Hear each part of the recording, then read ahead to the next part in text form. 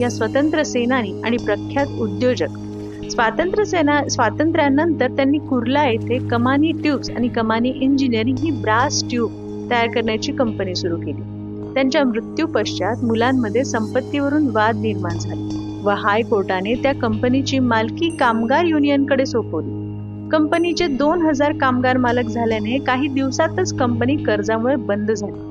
कर्ज परतफेडीसाठी ती कंपनी उच्च न्यायालयाने लिलावात काढली. कल्पना सरोज यांच्याकडे कामाला असलेल्या काही लोकांनी ही बातमी त्यांच्या कानावर घातली आणि तुम्ही ती कंपनी विकत घ्या असा आग्रह केला.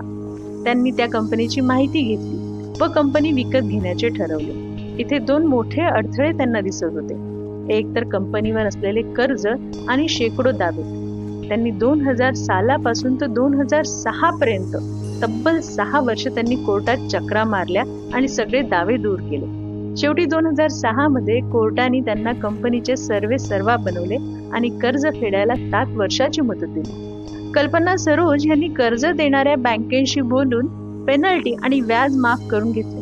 आता कर्जाची किंमत अर्ध्यावर आली होती, परंतु बँकेने एक अट टाकली की ही थकीत बाकी तुम्हाला 1 वर्षातच द्यावी लागेल.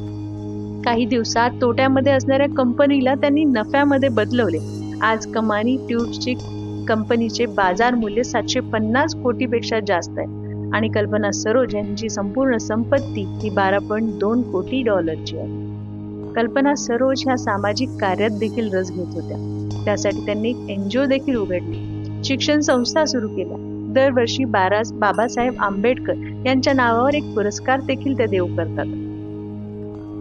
एवढंच नाही तर वुमन एम्पॉवरमेंट कारकिर्दीसाठी आणि एंटरप्रेन्योरशिपसाठी भारत सरकारने 2013 साली त्यांना पद्मश्री हा किताब देऊन मोठा गौरव करण्यात आला. हेलन केलर म्हणतात की life is either a daring adventure or nothing at all. भारतातील धाडसी महिला उद्योजकांचा इतिहास सुरू करणारी कल्पना सरोज, भारतातील पहिल्या महिला उद्योजक आणि मूळ स्लमडॉग मिलेनियर म्हणून ओळखल्या जाणाऱ्या कल्पना. मी माझ्या कामाला 100% नाही तर 101% देईल या विचारांची दृढता आणि साहसी वृत्ती असलेल्या कल्पना सरोज यांना सलाम. नमस्कार.